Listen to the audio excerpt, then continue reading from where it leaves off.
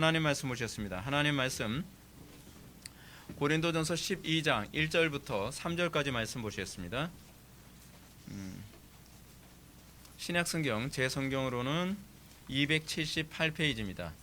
신약성경 278페이지 고린도전서 12장 1절부터 3절까지 말씀 찾으셨으면 제가 봉독하겠습니다.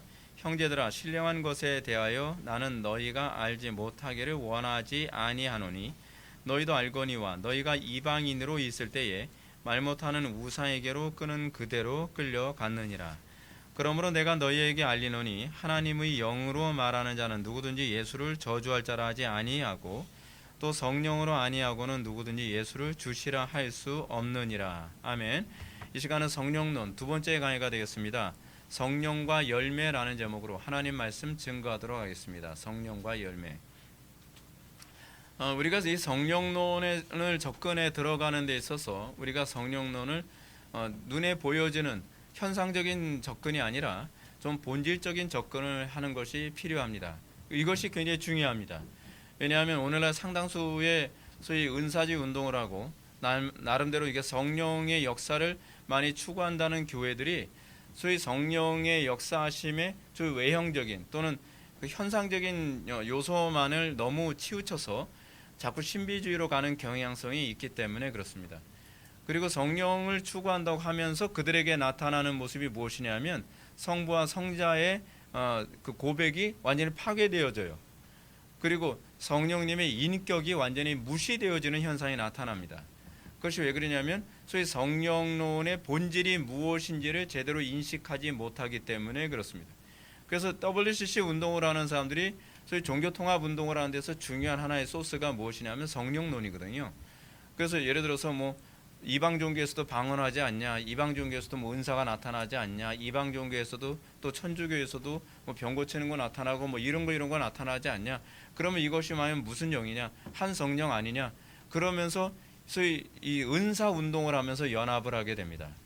그러니까 성령의 본질에 관심을 갖지 않고 성령의 어떤 외적인 현상만을 중점을 두면서 이렇게 배도의 현상까지 나타나고 있다는 것을 볼 때에 우리가 성령에 대한 본질적 이해가 얼마나 중요한지를 알 수가 있습니다. 왜냐하면 사탄도요, 자기 자신의 광명의 천사로 얼마든지 가장할 수 있기 때문에 그렇습니다. 사탄은 자신의 광명의 천사로 가장해서 하는 일이 무엇이냐면 다른 예수, 다른 영, 다른 복음을 받아들이게 합니다. 그렇게 해서 결국 사람들을 배도로 이끌어가게 만드는 것이죠. 사탄은 성령의 역사처럼 너무도 흡사하게 자기를 위장해서 성도들을 혼란스럽게 하고 미혹합니다.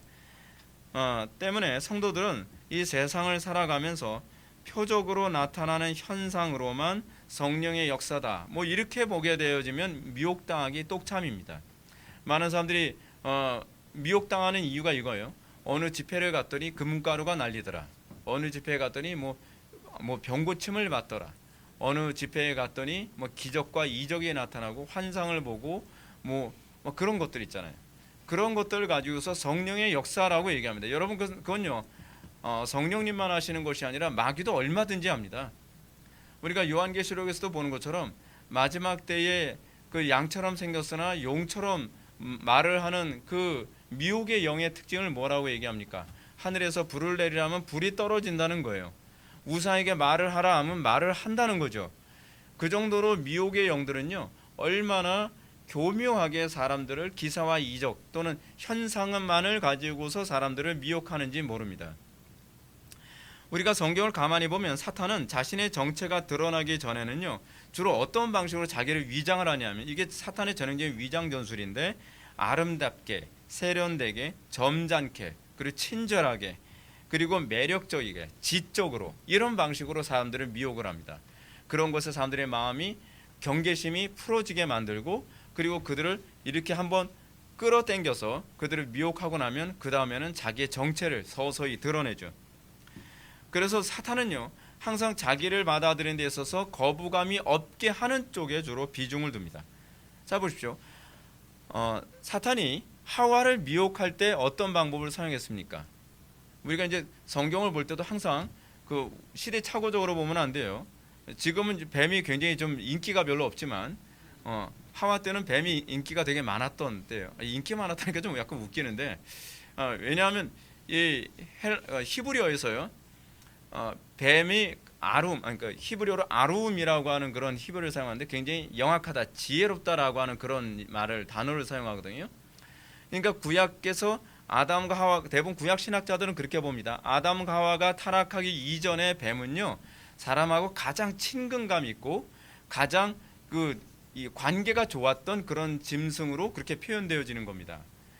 그래서 사탄이 뭘 사용한 거예요? 다른 여러 동물들 중에서 유독 뱀을 사용한 이유가 뭐냐면 하와가 경계를 가장 안 할 만한 존재를 선택해서 그거를 통해 그 뱀을 통해서 하와에게 말을 하고 그리고 거부감 없이 받아들이면서 타락하게 만든 겁니다. 그렇게 해서 결국 다른 예수, 다른 영, 다른 복음을 받아들이게 하는 그런 원리가 거기서부터 시작되어지죠. 지금도 여러분 사탄은 우리를 미혹하기 위해서 거부감 있는 방식으로 나타나지 않습니다. 그렇죠? 항상 우리가 편안하게 받아들일 수 있는 그런 대상들, 그러면서 그들을 쉽게 수용을 하면 다른 예수, 다른 영, 다른 복음을 그들 속에 심어주고 그들의 신앙과 그들의 삶이 철저히 파괴되게 만들어집니다. 자, 여러분, 우리가 여기서 좀 생각해 볼 필요성이 있는 게 반면에 성령의 역사는 타락한 본성을 가지고 있는 우리에게는 거슬리거나 인간적 매력이 떨어지는 방식으로 항상 나타난다는, 항상이 아니라 주로 그렇게 나타날 때가 많다는 것을 또한 기억하셔야만 합니다.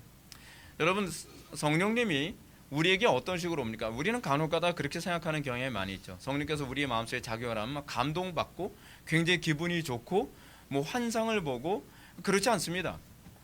성령께서 우리에게 역사하실 때 가장 첫 번째로 나타나는 건 두려움이고요. 그리고 죄책감이고요. 그리고 괴로움입니다. 왜냐하면 하나님은 선하시고 우리는 악하고요. 하나님은 거룩하시고 우리는 부정하기 때문에 그 거룩하신 하나님을 만났을 때 우리가 기분이 좋지 않은 건 성령님이 존재가 별로 안 좋아서가 아니라 우리의 상태가 별로 안 좋기 때문에 그렇습니다. 그래서 우리가 성령님을 이렇게 접하게 됐을 때 어떻게 보면 인간적인 매력은 떨어집니다. 분명한 사실은 바울이 가르친 것처럼 육에 속한 사람은 하나님의 성령의 일을 받지 아니하나니 이는 그것들이 그에게는 어리석게 보이며 또 그는 그것들을 알 수 없기 때문이라 라고 얘기하고 있죠. 타락한 본성을 가지고 있는 육에 속한 사람들은 하나님의 성령의 일을 받을 수가 없습니다. 타락한 본성을 여전히 소유하고 있고 거듭나지 않은 사람들은 하나님의 가르침을 별로 매력적으로 느끼지 않습니다. 성령 역사는 육에 속한 사람들의 안목에는 불편하죠. 매력적이지 못합니다. 또는 어리석어 보이기까지 합니다. 세련되지도 않고요. 어떨 때는 좀 지적으로 보이지도 않습니다. 그래서 우리 기독교가 많이 오해되는 것 중에 하나가 뭐냐면 기독교는 좀 지적이지 않다고 생각하는 경향이 많이 있지 않나요? 별로 그렇지는 않아요. 사실은 굉장히 지적입니다. 강단 설교도요. 사람들의 귀에 달콤한 말을 하기보다는 본성을 거스리는 말들로 가득합니다. 그래서 여러분 서로 미혹의 영과 그리고 참된 성령의 영을 구별하는 데서 중요한 시금석 중에 하나가 무엇입니까? 미혹의 영들은 우리의 가령귀를 긁어주고요. 그리고 괜히 달콤한 말로 사람들을 미혹합니다. 거부감 없이.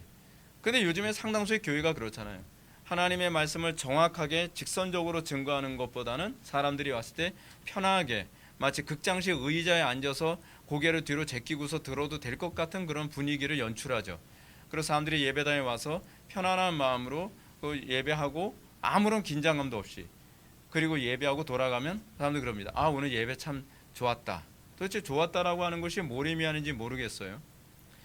여러분들이 정상적인 기독교인이라고 한다면 여러분들은 예배 가운데에 여러분들이 나타날 때의 태도는 긴장감이고 두려움입니다. 구약시대 때 이스라엘 백성들이 하나님을 만날 때 여러분 그렇게 편하게 만나지 않았습니다. 이스라엘 백성들이 출애굽을 해서요. 출애굽기 19장에서 하나님을 대면할 때 그들에게 별로 편안하지 않았습니다. 하나님 그렇게 편하게 느낄 만한 분이 아니십니다. 왜냐하면 우리가 죄인이기 때문에 그래요.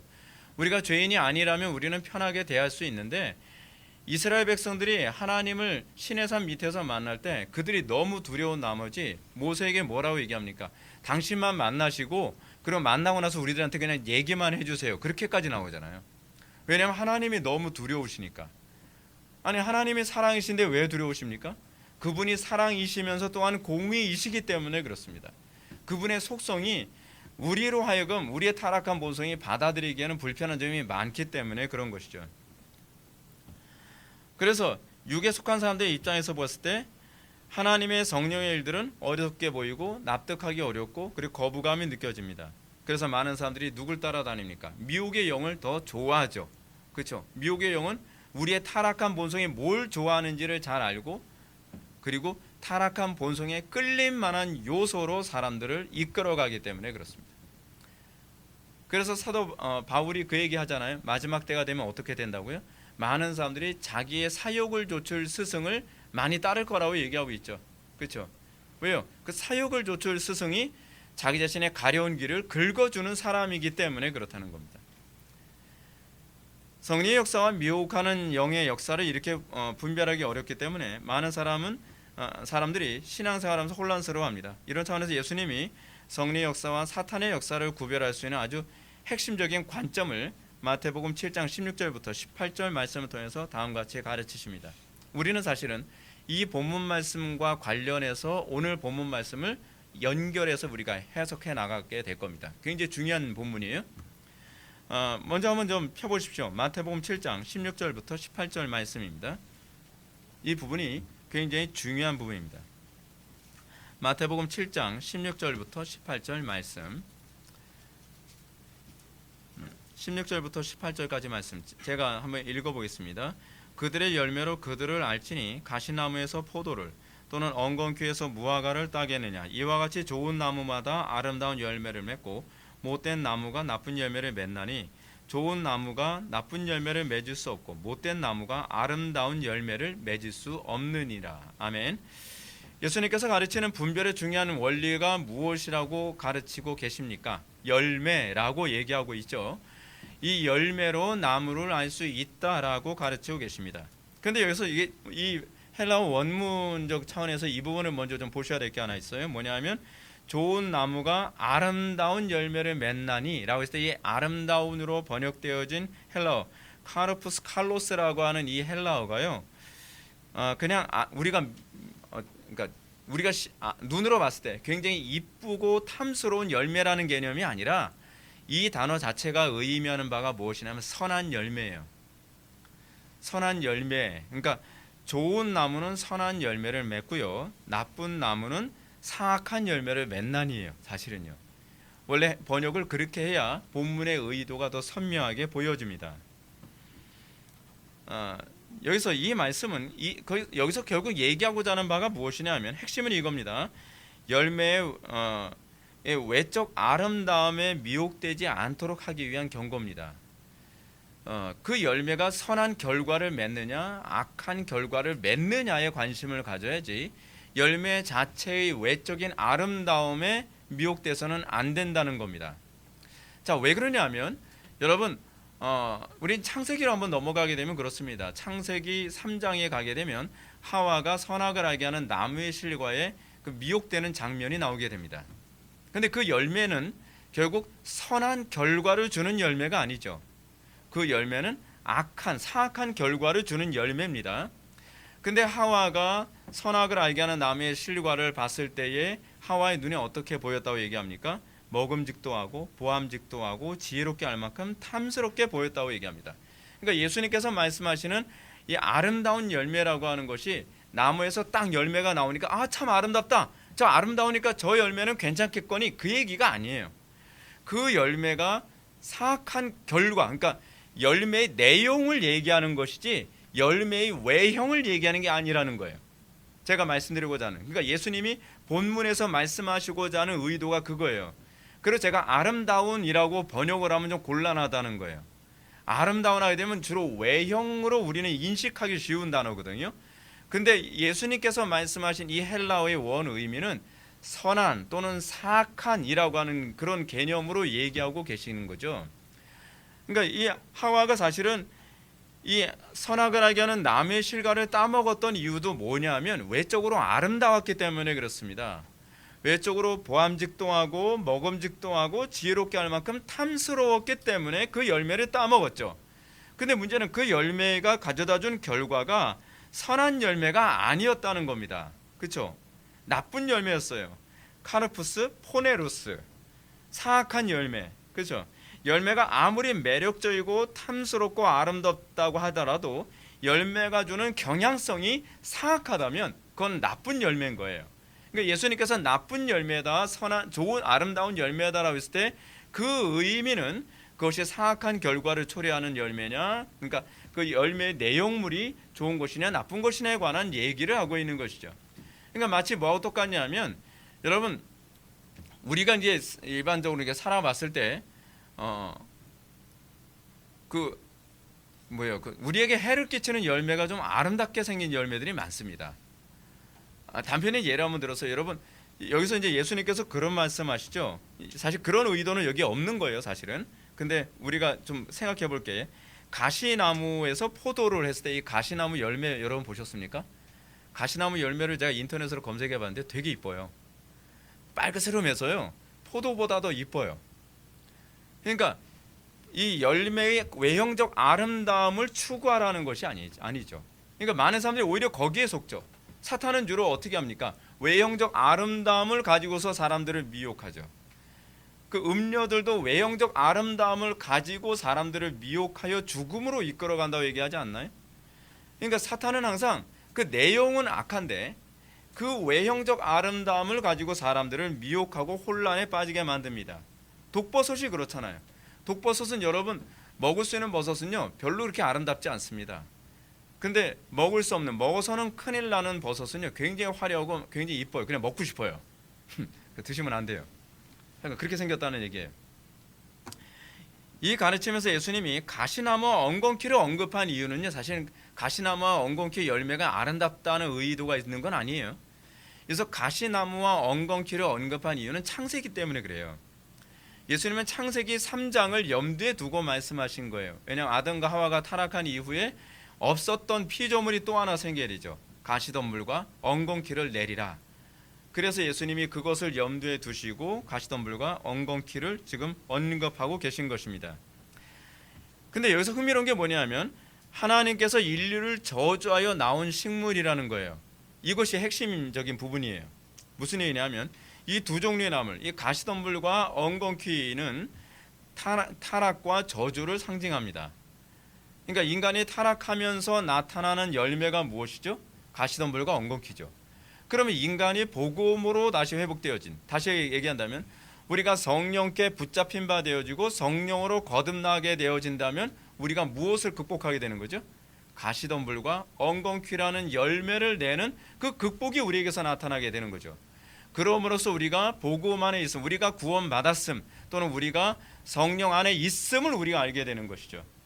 즉 예수님께서 말씀하시는 좋은 열매라고 하는 것 또는 나쁜 열매라고 하는 것은 사실은 그것과 관련해서 얘기하는 겁니다. 그래서 여러분, 나쁜 열매는 결국 어떤 겁니까? 저주의 결과로 나타나는 열매라고 한다면, 좋은 열매라고 한다면 사람은 할 수 없고 하나님만 할 수 있는, 또는 가시덤불과 엉겅퀴의 그 저주의 한계를 넘어선 상태를 얘기하는 것이 좋은 열매라고 할 수 있을 것입니다. 이런 관점을 가지고 이제 오늘 본문 말씀을 좀 보는 것이 굉장히 해석하는 데 도움이 됩니다. 오늘 본문 1절과 2절 말씀을 보면 이렇게 기록하고 있습니다. 형제들아, 신령한 것에 대하여 나는 너희가 알지 못하기를 원하지 아니하노니 너희도 알거니와 너희가 이방인으로 있을 때에 말 못하는 우상에게로 끄는 대로 끌려갔느니라. 사도 바울은 고린도 교회를 향해서 신령한 것에 대해서 너희들이 알지 못하기를 원치 아니한다 라고 얘기합니다. 이 신령한 것, 푸뉴마콘, 이 성령의 사역을 얘기하는 거예요. 푸뉴마콘이라고 해서 내가 너에게 성령의 사역에 대해서 얘기해 줄게. 근데 흥미로운 게 뭐냐면, 여러분 우리가 오늘 보고 있는 고린도전서 12장을 우리는 소위 무슨 장이라고 얘기하죠? 은사장이라고 얘기하죠. 은사장. 그래서 오늘 12장 전체를 주로 많이 다루게 될 텐데, 이 은사, 우리는 자꾸 고린도전서 12장을 은사와 관련된 얘기로만 보는데요, 사실은 사도 바울이 은사를 언급한 전제가 있어요. 성령의 사역의 특징을 얘기하기 위해서요. 그래서 1절과 2절과 3절을 염두에 두지 않고 은사만 얘기하게 되면 자꾸 이상한 소리 하게 되는 거예요. 오순절파에서 얘기하는 것처럼, 또는 신사도 운동에서 얘기하는 것처럼 뭐 은사가 중요하다 자꾸 이렇게 얘기하는데, 사도 바울은 사실은 은사가 중요하다고 얘기하는 것이 아니라 성령께서 은사를 통해 하는 사역의 본질이 무엇이냐를 얘기하기 위해 사실은 이 12장이 기록된 거거든요. 그리고 이 12장은 사실 자동적으로 그 본질을 염두에 두면서 13장과 연결되어져서 이해되어져야 이 12장을 제대로 이해할 수가 있습니다. 오늘 그 얘기를 좀 하려고 합니다. 자, 여기서 보게 되면 성령의 사역에 관해서 얘기하는데요. 먼저 이렇게 얘기합니다. 성령의 사역이 있기 전의 일, 너희가 이방인으로 있을 때는 말 못하는 우상에게로 끄는 대로 끌려갔느니라. 여러분, 이 표현이 제가 방금 말씀드렸던 마태복음 7장에 나오는 표현과 연결을 하게 된다면 어떻습니까? 가시덤불과 엉겅퀴를 내는 삶을 살았다는 얘기입니다. 너희들이 예수님을 믿기 전에 또는 너희들이 성령의 사역 안에 있기 전에는 너희들의 인생 자체가 우상 숭배. 그래서 여러분, 가시덤불, 엉겅퀴, 쓴뿌리 이런 개념들이요 다 우상 숭배를 표현하는 개념이에요. 언제부턴가 내적 치유 사역 얘기하는 사람들이 뭐 쓴뿌리 뭐 여러분들 과거에 쓴뿌리가 있어. 그 쓴뿌리가 아니라 쓴뿌리가 우상 숭배를 얘기하는 신명기적 표현이에요. 근데 이 쓴뿌리를 자꾸 이 내적 치유하는 사람들이 쓴뿌리, 과거에 쓴뿌리가 있구나. 쓴뿌리를 뽑아야 돼. 쓴뿌리를 뽑아야 된다는 거 우상 숭배로 뽑아야 되는 건데, 우상 숭배는 뽑을 생각하지 않고 마음의 상처, 그렇죠? 마음의 상처를 자꾸 쓴뿌리라는 거예요. 마음의 상처가 쓴뿌리가 아니에요, 여러분. 그래서 성경을 문맥 흐름 안에서 안 보고 자꾸 그 구절만 보게 되어지면 자꾸 사기당해요. 조심하셔야 돼요. 그러니까 여기서 여러분, 너희들이 이방인으로 있을 때에 말 못하는 우상에게로 끌려갔느니라. 끌려갔다라고 하는 것이 마치 어떤 걸 느끼게 만듭니까? 우리의 타락한 본성에 의해서 거기에 마치 사로잡혀서 가게 되어지는 모습을 떠올리게 하는 표현 아닌가요? 그러니까 사도 바울이 이제 우리가 성령의 사역 안에, 구원의 사역 안에 들어가기 이전에 우리의 본성이 어디 주로 끌려다니는 삶이었는가를 설명하는 거예요. 그것이 뭐예요? 예수님께서 마태복음 7장에서 말씀하신 표현을 따라서 얘기한다면 우리는 날마다 그냥 본성적으로 쓴뿌리, 그러니까 가시덤불과 엉겅퀴를 내는 삶을 살아가는 거예요. 인간은요, 그냥 본성 자체가 그래요. 어디에 가든지 그냥 가시덤불과 엉겅퀴를 내요. 사람들과의 관계를 끊임없이 파괴시키고, 다른 사람들에게 상처를 주고, 분열을 일으키고, 고통을 주고, 그죠? 그 부분을 얘기하고 있는 겁니다. 타락한 인류의 특징은요, 열매가 아무리 아름다워 보여도 결국 우상에게 이끄는 나무임을 기억해야만 합니다. 여러분, 우리 그런 생각 많이 하잖아요. 우리가 막 나름대로 좋은 의도에서 사람들을 막 돕기도 하고 하잖아요. 그러면서 오히려 여러분 우상 숭배, 그러니까 가시덤불과 엉겅퀴로 끌려가는 경우가 얼마나 많습니까? 어떤 사람이 이래요. 동정심 때문에 어떤 길거리에 있는 노숙자들 같은 사람들, 동냥하는 사람들한테 그냥 동정심으로 그런 거 막 줘요, 돈을. 근데 여러분, 그걸 통해서 여러분 뭐가 양성되어지죠? 우리가 뭐라 그러죠? 그 꽃제비 비스무리한 우리 그거 있잖아요. 그 뒤에 조직폭력배가 뒤에서 엎고서, 제가 이제 그런 세속적인 용어를 제가 잘 안 쓰니까 잘 모르겠는데, 제가 조폭 같은 거 놀아본 적이 없어서 죄송합니다. 제가 놀아본 적 없어서. 근데 그 사람들이 주로 있잖아요. 이렇게 사람 뒤에서 시켜가지고 이게 돈 벌어오게 만들고. 여러분, 그렇게 해서 크게 되어진 사이비 종교가 뭔지 아세요? 통일교예요, 통일교. 근데 우리가 하는 것, 우리가 성령에 이끌림 받아서 살지 않으면서 하는 일이 뭐냐면, 그런 식으로 선을 행한다고 하면서도 가시덤불과 엉겅퀴를 내는 게 우리 인생이란 말이죠. 그러니까 여러분들 항상 그런 경우가 많이 있잖아요. 나는 선한 의도로 그랬는데, 나는 사랑하는 마음으로 그랬는데, 그러면서 주변 사람들 파괴하고, 지나고 나서 보니까 자녀들을 다 망쳐놨고, 지나고 나서 보니까 주변을 다 파괴시켜 버렸잖아요. 사도 바울은 이제 그런 부분을 얘기하는 겁니다. 자, 근데 이런 개념을 신명기 13장 1절부터 2절 말씀은 더욱 선명하게 잘 설명해 주죠. 신명기 기자 모세는 하나님의 말씀을 대언하면서 선지자나 꿈꾸는 자가 일어나 이적과 기사를 보여주고, 그 이적과 기사가 이루어진다고 말해도 믿지 말라라고 얘기하고 있습니다. 그 이유는 뭐냐면, 선지자나 꿈꾸는 자가 이런 영적인 현상을 통해서 얼마든지 사람들을 우상에게로 이끌어가기 때문에 그렇습니다. 여러분, 우리는요, 겉으로 보기 굉장히, 여러분 그렇잖아요. 그러니까 어떤 큰 교회에서 주로 많이 하는 게 뜨레스디아스다, 알파다. 여러분 거기서 여러분 상처 주는 말 안 합니다. 뜨레스디아스나 알파 사람들이 꼭 그렇게 얘기해요. 그 뜨레스디아스 갔다 왔는데요. 너무 좋아요. 뜨레스디아스 뭐 비성경적이다. 그거 굉장히 위험한 거다. 그러면 가봤어요? 거기 얼마나 좋은데요. 거기 진짜 섬기고요. 그리고 막 편지도 주고요. 그 자리만 옮겼다 하면 무슨 뭐 다과도 준비해주고 막 선물도 주고 엄청 감동 먹었어요. 가보지도 않고서 그런 소리 함부로 하지 마세요. 그래. 아이고 참. 근데 그러면 이제 그렇게 질문을 던지는 거죠. 그리고 당신이 그렇게 섬김을 받고 뜨레스디아스다, 알파다, 베타다, 감마다, 뭐 오메가다, 뭐 다 좋아요. 계속 변형되니까. 근데 여러분들이 그거 하고 난 다음에 그래서 더 하나님과도 가까워졌습니까? 아니면 더 우상과 가까워졌습니까? 그거잖아요.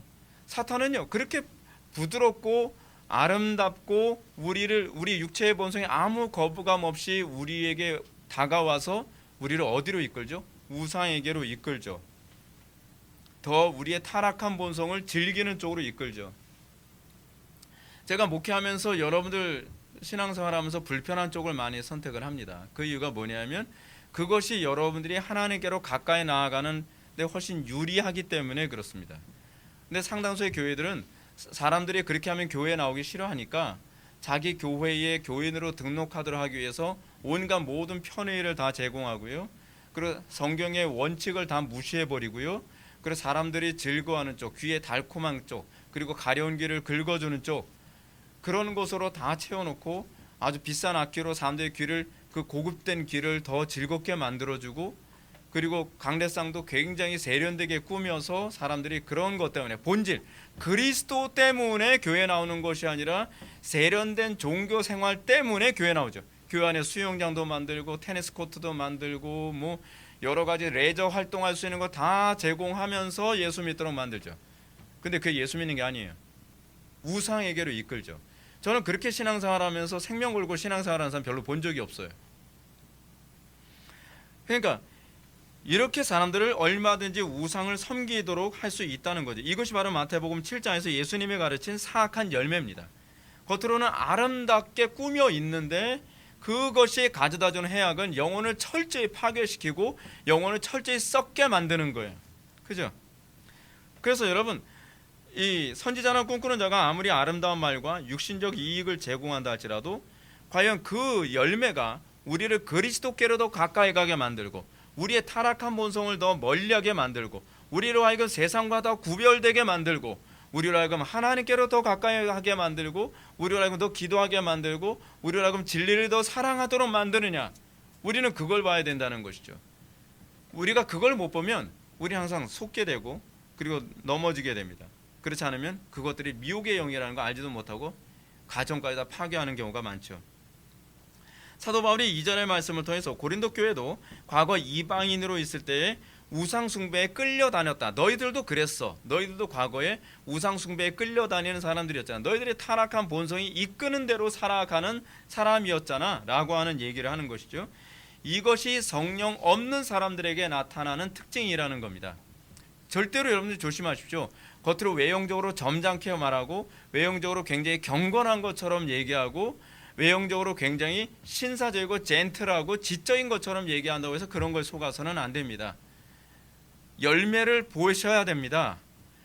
그 외형을 보는 것이 아니라 그 내면에서 가시덤불과 엉겅퀴를 내는지 그것이 진정으로 하나님의 영광을 나타내고 그리고 교회를 살리고 섬기는 것인지를 봐야 된다는 겁니다. 그래서 3절 말씀을 통해서 바울은 성령 사역의 핵심적인 특징을 가르치죠. 3절 말씀은 다 같이 한번 읽어보시겠습니다. 시작.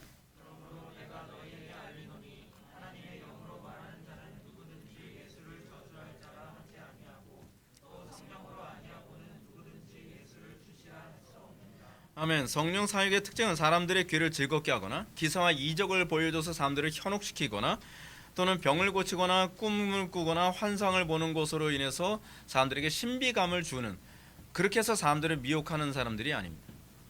성령 사역의 핵심은 누구든지 예수를 저주할 자라 하지 아니하고 또 성령으로 아니하고는 누구든지 예수를 주라 할 수 없느니라 라고 얘기합니다. 성령 사역의 특징이 뭐냐면 이걸 이렇게 약간 어렵더라도 제 얘기를 잘 들어보십시오. 유대교 안에서 예수님의 죽으심을 어떻게 이해하냐면 예수님이 저주받아 죽었다라고 그렇게 이해를 했습니다. 그래서 예수님의 죽으심이 궁극적으로 죄를 해결하는데 아무런 도움이 되지 않아 라고 생각을 했다는 거죠. 근데 여러분, 우리가 성령의 역사가 아니고서는 예수 그리스도의 죽으심이 우리의 죄의 문제를 해결해 줄 만큼의 놀라운 위력이 있어 라고 하는 것을 함부로 시인 못한다는 겁니다. 실제로 상당수의 사람들이 예수 믿는다고 하면서도요, 예수 믿음이 나로 하여금 죄와 사망의 권세로부터 나를 해방시켜 줄 것이다, 잘 안 믿어요. 예수 믿었으니까 죄성을 이겨야 되잖아요. 근데 죄성을 이겨야 된다, 예수를 믿었으면 죄성을 이기는 게 정상이라고 얘기하는데 안 믿어요. 안 믿어요. 어떤 사람만 믿느냐?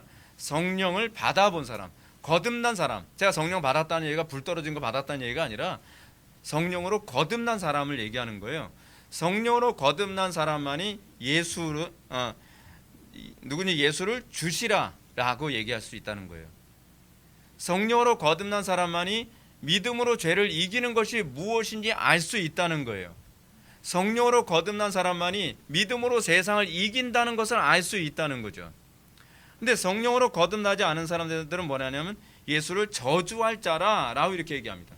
예수를 저주할 자라. 이 말 표현이 좀 어려운, 이해하기 좀 납득하기 어려운 표현인데, 예수님은 하나님의 저주를 극복한 자가 아니라 도리어 하나님의 저주를 드러낸 자였을 뿐이다라고 얘기하는 거죠. 죽음이 뭐예요? 하나님의 저주를 받았다는 걸 얘기하는 거잖아요. 그러니까 여러분, 어떤가요? 예수님의 그 죽으심이 저주를 극복한 죽음 아니신가요? 그렇죠? 그렇다고 한다면 여러분들이 예수를 믿고 나서 여러분들 속에 성령께서 내주하셨다고 한다면 여러분들에게 뭐가 나타나야죠? 나에게 당연히 가시덤불과 엉겅퀴가 제거되어지는, 소위 저주를 극복한 주시라고 하는 고백이 나와야 되는 거죠.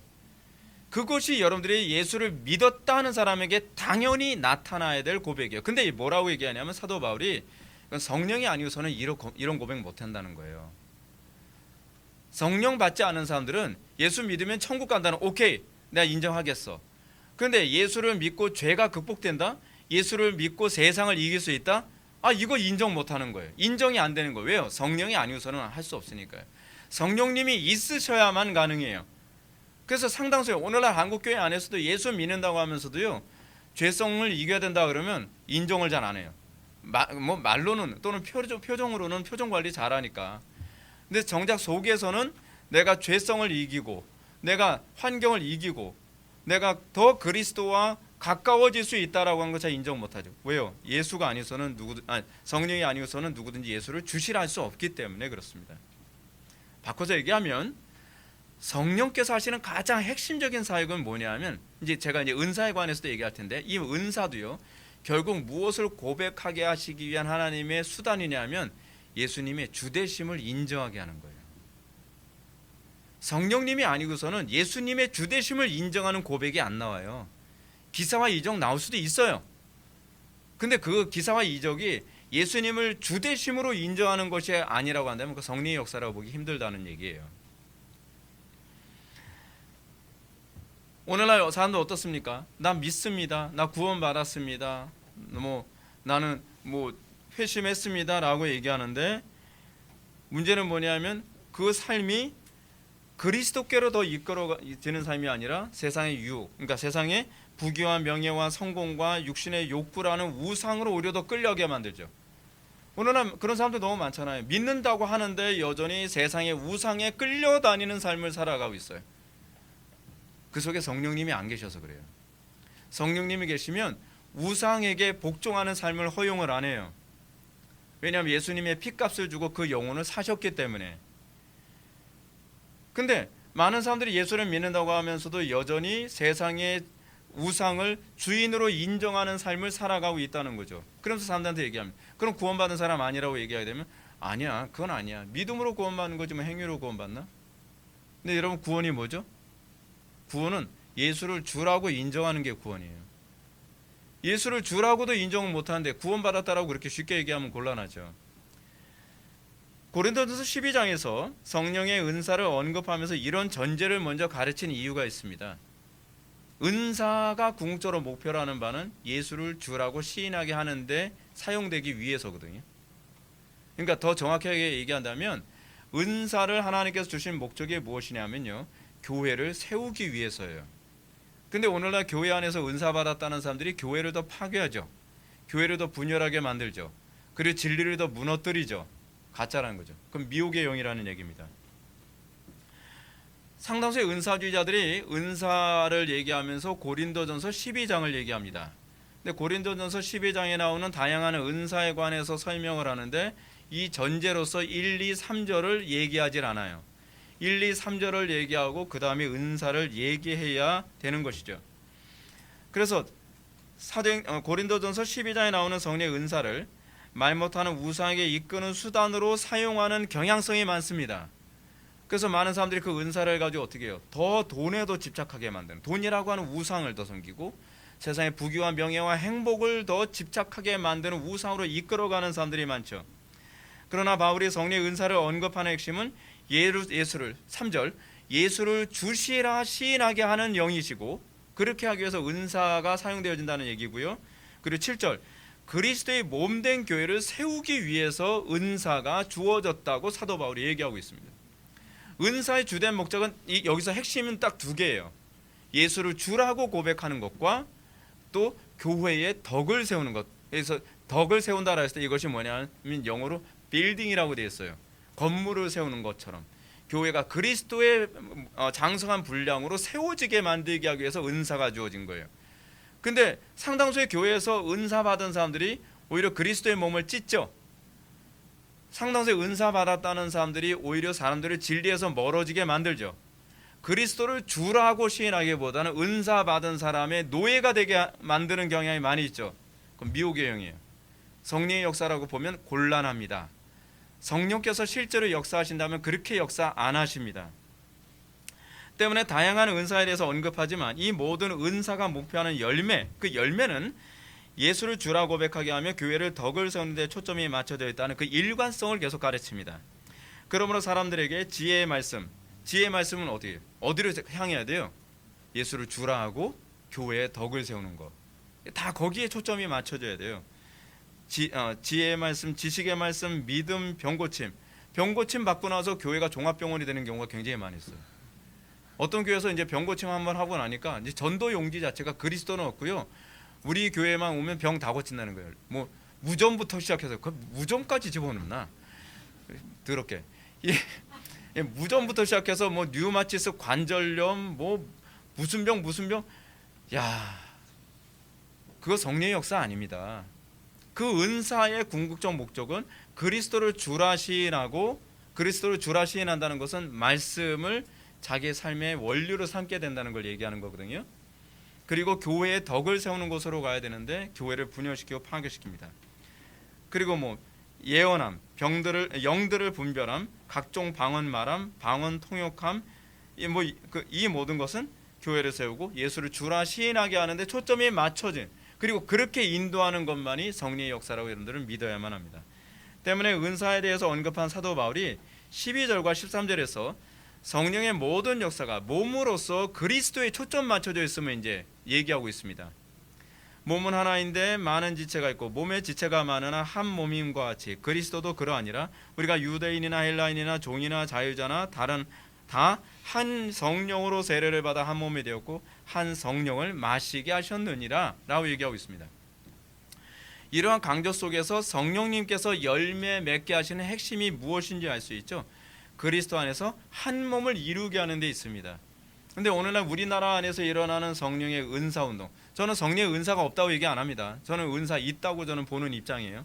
실제로 저는 은사를 다 체험을 해본 입장이 있다 보니까 부정 못하겠더라고요. 근데 그 수많은 은사를 행하는 사람들이 그 은사가 예수를 주라 시인하고 그리고 교회의 덕을 세우는 쪽으로 가지 않는 경우가 너무 많다는 건 굉장히 심각합니다. 그건 잘못된 거라고 보셔야 돼요. 틀림없이 잘못된 겁니다. 그래서 이런 강조 속에서 우리는 성령께서 열매 맺게 하시는 핵심이 교회가 그리스도 안에서 한 몸을 이루게 하는 데 있는데요. 이를 위해서 성령께서 주도하시는 첫 번째 열매는 예수를 주로 시인하는 데 있죠. 그래서 여러분 빌립보서 2장 10절부터 11절 말씀을 제가 읽어드리면 이렇습니다. 하늘에 있는 자들이나 땅에 있는 자들과 땅 아래에 있는 자들로 모든 무릎을 예수의 이름에 꿇게 하시고 모든 입으로 예수 그리스도를 주라 시인하여 하나님 아버지께 영광을 돌리게 하셨느니라. 모든 은사가 거기에 초점이 맞춰져야 돼요. 모든 은사는요, 하늘과 땅에 있는 모든 자들로 하여금 예수 이름 앞에 무릎을 꿇게 하는 데 초점이 맞춰져야 돼요. 근데 은사를 받았다는 사람들이 예수 이름 앞에 무릎을 꿇는 것이 아니라 은사자 앞에, 자기 앞에 무릎을 꿇고 자기를 숭배하고 자기를 하나님처럼 보게 만들고 있잖아요. 그러니까 그건 성령의 역사가 아니죠. 그리고 모든 입으로 예수를 주라 시인하여 하나님 아버지께 영광을 돌리게 하는 것, 그것이 성령의 역사입니다. 성령님은 그리스도께서 이미 성취하신 구속사역을 우리에게 적용하셔서 이런 놀라운 고백과 열매를 맺도록 하십니다. 오늘 본문 말씀처럼 성령으로 아니하고서는 누구든지 예수를 주라 하실 수 없습니다. 이건 성령님만이 하실 수 있습니다. 여러분들 힘으로요 예수를 주라 시인 못합니다. 여러분들 고집이 세가지고 내 인생은 나이고 내가 주인이라고 자꾸 생각을 하지, 예수님이 주인이므로 내 인생 주님께다 맡기겠습니다, 내 뜻대로 마옵시고 아버지 뜻대로 하옵소서라고 하는 건요 성령이 아니고서는 안 돼요. 예수님도 이 고백하시기 전에 어떻게 하셨습니까? 성령의 도우심으로 이 고백을 했다라고 기록하고 있잖아요.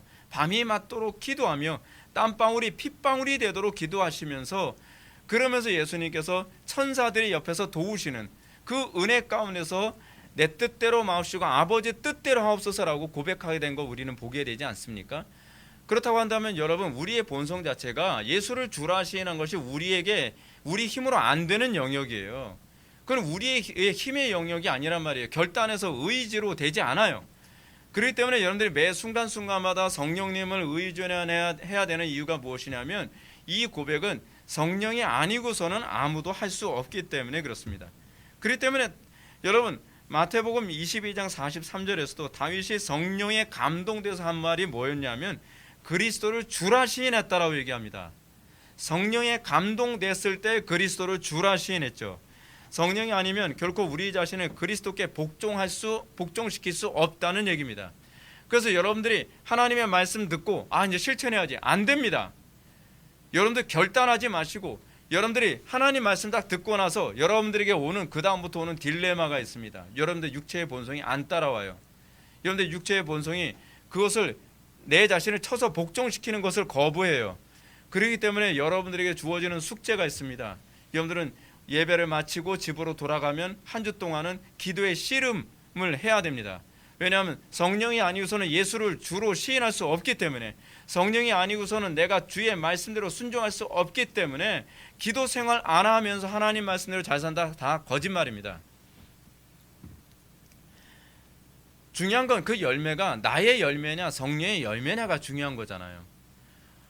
여러분들은 여러분들 삶에 나타난 열매를 왜 내 열매로 만들려고 애를 씁니까? 내 열매를 만들지 마세요. 성령께서 요구하시는 건 여러분들의 열매가 아니라 성령께서 맺으시는 열매예요. 그렇다고 한다면 여러분들이 성령님을 더 의존해야죠. 근데 자꾸 결단하려고 그래요. 특히 우리 개혁파 교회는요, 기도는 죽어라고 안 하면서 맨날 배우려고 그래요. 배우는 게 나쁘다는 얘기는 아니에요. 오해하지 마세요. 근데 배워서 열매가 안 맺어진다니까요.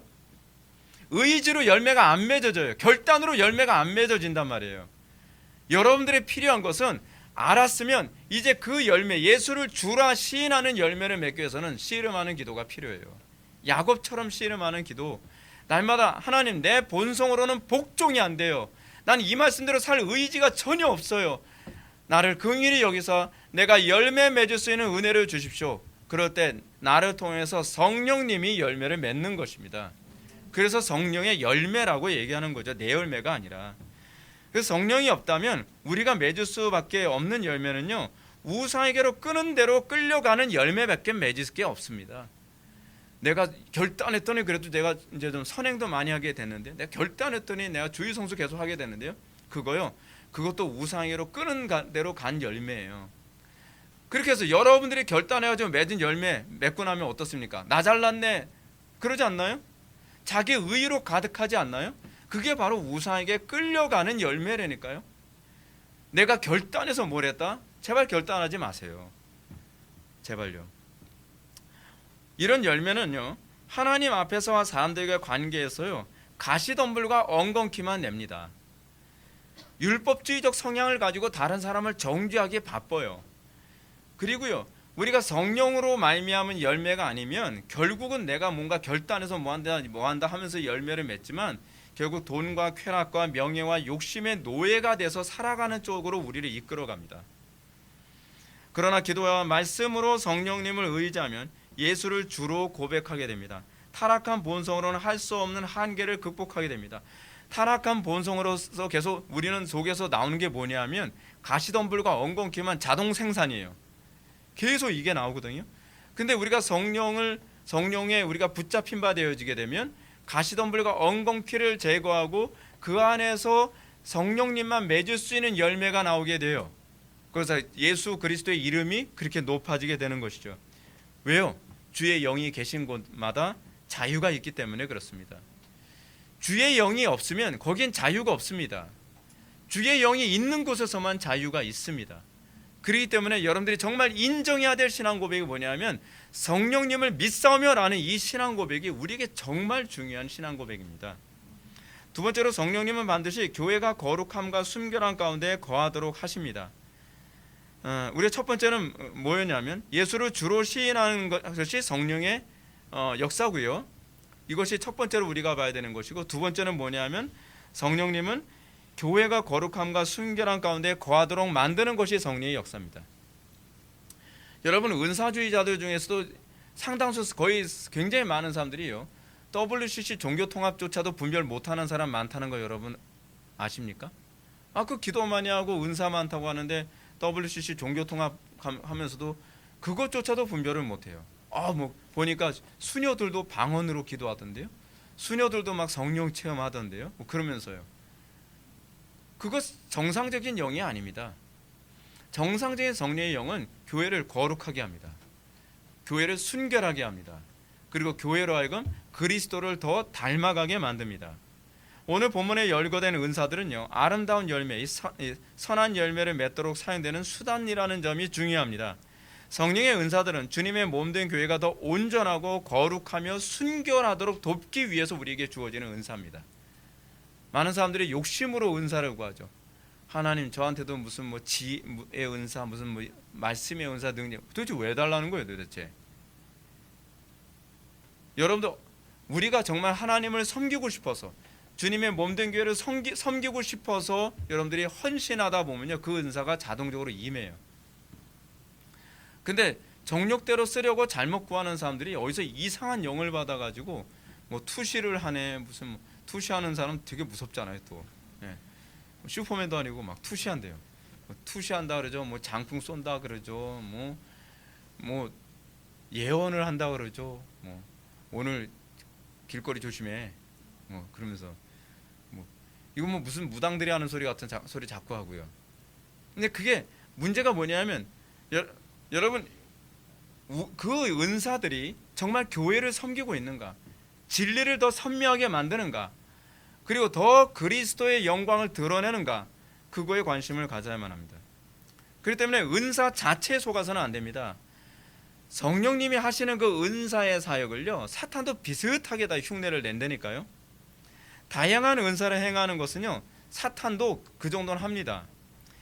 근데 마태복음 7장에 언급된 것처럼 성령으로 거듭나지 않은 사람들도 얼마든지 주의 이름으로 귀신도 쫓고 능력도 하고 선지자 노릇하고 병도 고치고 그런다는 거예요. 근데 예수님께서 그 사람들이 향해서 뭐라고 말씀하십니까? 내가 너희를 도무지 알지 못하니 불법을 행하는 자들아 나에게서 떠나가라 라고 하죠. 그들에게 있어서 이 열매가 성령께서 맺으시는 열매가 아니라는 거죠. 왜냐하면 불법을 행하여, 불법을 주의 이름으로 귀신도 쫓고 능력도 하고 병도 고치는데, 문제는 그 사람들이 불법을 행해요. 불법을 행한다는 얘기가 결국 무슨 얘기입니까? 교회에 덕을 끼치지 않고 그리스도의 이름을 영광스럽게 하지 않는다는 얘기잖아요. 그래서 예수님께서 뭐라고 말씀하십니까? 내가 도무지 너희를 알지 못하느니라 라고 말씀하고 계시는 것이죠. 이 선언의 의미가 무엇입니까? 은사 나타나는 것까지 내가 동의할 수 있겠어. 근데 그 은사를 통해서 주님의 몸된 교회를 섬기는 수단으로 사용한 게 아니었다는 거예요. 그죠? 중요한 것은 은사가 나타났느냐의 문제가 아닙니다. 많은 사람들이 거기에 미혹됩니다. 뭐 어느 모 교회 갔더니 거기 뭐 사람들이 막 병고침을 받았다더라. 어느 모 교회 갔다더니 거기서 막 금가루가 날린다 하더라. 사람들 거기에 막 미혹돼서 우우 간단 말이에요. 근데 중요한 건 은사가 중요한 게 아니에요. 그 은사가 정말 주님의 몸된 교회를 바르게 섬기고 있느냐가 중요한 거거든요. 교회를 거룩하게 하느냐, 진리를 더 선명하게 만드느냐, 그것이 중요한 겁니다. 자꾸 은사가 뭐 있네 없네, 여러분 그 의미가 없어요. 은사가 있네 없네 가지고 싸우는 거 보면 저는 좀 이해가 안 돼요. 은사가 있느냐 없느냐가 중요한 것이 아니라 그 은사가 결국 하나님의 그리스도의 몸된 교회를 섬기고 거룩하게 하고 또 진리로 또 순결하게 만드느냐, 그것만 보면 되잖아요. 그럼 뭐 은사가 있냐 없냐 가지고 따질 필요는 없을 거 아닙니까? 만약에 은사가 나타나는데 주님의 몸된 교회에 가시덤불과 엉겅퀴를 유발한다, 그럼 나쁜 열매죠. 그냥 그렇게 규정하면 돼요. 은사가 있느냐 없느냐 따질 필요 없이, 왜냐 어떤 사람은 은사가 나타나는데 아주 선한 열매가 나타나는 분들도 간혹가다 있거든요. 근데 그런 식으로 간혹 잘못되게 매도하는 경향이 생겨서는 안 된다는 얘기예요. 제 얘기는 요즘 사람들에게 환호를 받는 목회자들 가운데요, 자신이 가지고 있는 은사로 이 다른 사람을 현혹하는 사람들이 상당히 많이 있습니다. 그리스도의 이름을 드러내는 것이 아니라 자꾸 자기의 이름을 드러내고 자기를 사람들이 숭배하도록 만드는 사람들이 있다는 거죠. 어떤 목회자는 아름답고 부드러우면 누구보다 사랑이 많은 듯한 표정으로 사람들을 이렇게 모읍니다. 정말 제가 봐도 그게 교인 되고 싶은 느낌이 되게 막 설교를 하세요. 너무 자상한, 그 품에 안기고 싶다 뭐 그런 거 있잖아요. 그렇게 막 자상한 모습으로 막 설교하시는 목사님들, 좋죠. 저처럼 자상하지 못한 사람 보면 또 가고 싶겠죠. 또 성령의 음성을 들었다고 하면서 막 움직이는 사람이 있습니다. 제가 성령의 음성을 들었는데요, 하나님께서 이렇게 하래요. 그런 사람들이 성령의 음성 들었대 하면서 막 따라다녀요. 막 너무 확신 있게 얘기하니까 진짜 들은 것 같아요. 근데 제가 보기엔 자기 마음이 하는 소리 들은 것 같아요. 예레미야서에서 얘기하는 것처럼. 또는 기사와 이적을 행해요. 막 기사와 이적을 할렐루야 했더니 막 그 병 속에 있는 꽃이 막 춤을 춰요. 야, 신기하다, 거기 뭐가 있나 보다, 그러면서요. 어떤 목회자는 굉장히 지적이고 세련된 설교로 사람들에게 존경을 받습니다. 모르는 게 없어요. 진짜 천재적이에요. 읽으면 다 기억해요. 야, 저기엔 진리가 있나 보다. 지식이 있는 거지 진리가 있는 거라고 보장 못합니다. 왜냐하면 여러분 이런 게 있어요. 그 지식이 힘이 있느냐 없느냐, 그 지식이 생명이 있느냐 없느냐는 그 지식을 가지고 있는 그 사람이 현실을 그 지식으로 이길 수 있느냐 없느냐에 있어요. 근데 그 지식을 가지고 있는데 그 지식을 가지고 현실을 못 이긴다고 한다면 그거는 지식이죠. 이론이죠. 생명은 없는 거예요. 여러분 우리가 이런 열매들 보면 어떻습니까? 열매만 보면 하와처럼 먹음직하고 보암직도 하고 지혜롭게 할 만큼 탐스럽게 보이지 않나요? 그런데 문제는 그 열매가 교회를 가시덤불과 엉겅퀴로 가득하게 만든다는 거예요. 그걸 보셔야 된다는 거예요. 그거를요. 교회를 분열시키고 교회의 질서와 진리를 어지럽게 하며 예수보다 자신을 더 높이고 교회의 거룩을 무너뜨리며 세상의 불경건과 철학을 다 받아들이고 그리고 종교 통합에 참여하고, 이런 열매는 예수님이 주신 열매가 아닙니다. 그건 성령의 열매가 아니라 그거는 거짓 영, 미혹의 영이 주는 열매라고 보는 것이 분명합니다. 다른 예수, 다른 영, 다른 복음임에 틀림없습니다. 성령님은 오늘 본문과 연결된 은사의 가르침처럼 한 성령께서 몸 가운데, 잘 들어보시죠, 몸 가운데 분쟁이 없고 오직 여러 지체가 서로 같이 돌보게 하기 위해서 은사를 주신 거예요. 그게 은사를 주신 목적이에요. 근데 은사를 준 사람, 은사를 받았다는 사람들이 교회는 안 돌보고 교회를 분열시켜요. 그렇죠? 그리고 교회를 자꾸 분열이 일어나게 만들어요. 진리를 자꾸 혼란스럽게 만들어요. 그건 성령의 역사가 아니에요. 틀림없이 성령의 역사가 아닙니다. 왜냐하면 성령님은 성경을 기록한 영이시기 때문에 그 성령님께서 성경의 가르침을 무시하게 한다면 그건 가짜예요. 거짓 영이에요. 여러분 마지막 세 번째로 성령님은 신자들끼리 교통을 이루는 열매를 맺도록 하십니다. 첫 번째는 우리는 성령께서 맺게 하시는 첫 번째 열매가 뭐라 그랬죠? 다시 한번 좀 생각해 봅시다. 첫째는 예수를 주로 시인하게 하는 열매, 그렇죠? 두 번째로 성령님은 교회가 거룩함과 순결함 가운데 거하도록 하는 열매를 맺게 하시는 것, 그렇죠? 세 번째로 어떤 열매를 맺게 하세요? 세 번째요, 신자들끼리 서로 교통하는 열매를 맺게 하세요. 왜요? 그래야 서로 사랑하니까. 성령님은 사랑의 영이시잖아요. 성령을 받았다고 하는데 형제를 내 몸처럼 사랑하지 않는다고 한다면 그 성령 받은 사람이 아니죠. 성령을 받았다고 하는데 형제와 교통이 일어나질 않아요. 교통이 일어나지 않는데 어떻게 사랑합니까? 사랑은 누구하고 사랑해요? 교통이 일어나는 사람하고 사랑하는 거잖아요. 그래서 사도신경에서도 뭘 고백합니까? 성도가 서로 교통하심을 믿사오며라고 고백하잖아요. 우리에게 그 고백이 성령에 의해서 나타나는 것이지 우리의 결단과 그래 이제는 교제해야지. 근데 교제하면 이렇게 교제가 안 되지? 아니, 교제를 내가 하는 것이 아니라 성령께서 나를 통해 하게 하셔야 된다니까요. 왜 자꾸 내 의지로 교제가 일어나려고 애쓰냐 말이에요. 여러분, 내 힘으로 교제하려고 하면요 가시덤불과 엉겅퀴밖에 안 내요. 이제 교제해야지. 교제하면 상처 더 줘요. 나 교제해야지. 근데 막 가시를 막 찔러요. 나 교제해야 돼. 엉겅퀴를 막 뒤집어 씌워요 막. 왜냐, 나에게서 나올 것은 가시덤불과 엉겅퀴밖에 없어요. 그러면 성령의 서로 교통하심, 이 신자들께 서로 사랑의 교제가 일어나게 하시는 주체가 내가 아니라는 걸 알 수 있잖아요. 내 속에 거하시는 성령께서 그걸 하게 하셔야죠. 오늘 우리가 보는 본문 26절 말씀에서 사도 바울은 만일 한 지체가 고통을 받으면 모든 지체가 함께 고통을 받고 한 지체가 영광을 얻으면 모든 지체가 함께 즐거워하느니라 라고 얘기합니다. 한 성령을 받으면 어떤 현상이 나타나냐면 그리스도의 기쁨을 모든 지체들이 같이 공유를 해요. 그러니까 이 지체가 기뻤기 때문에 내가 기쁜 게 아니에요. 사실은요, 더 본질적인 것은 이 지체가 그리스도와 연결되어 있기 때문에 그리스도의 기쁨이 이 지체를 통해서 나에게 느껴지는 것뿐이에요. 그러면서 우리는 지체와 한 몸됨을 우리가 감지하게 되고 사랑하게 되는 거죠.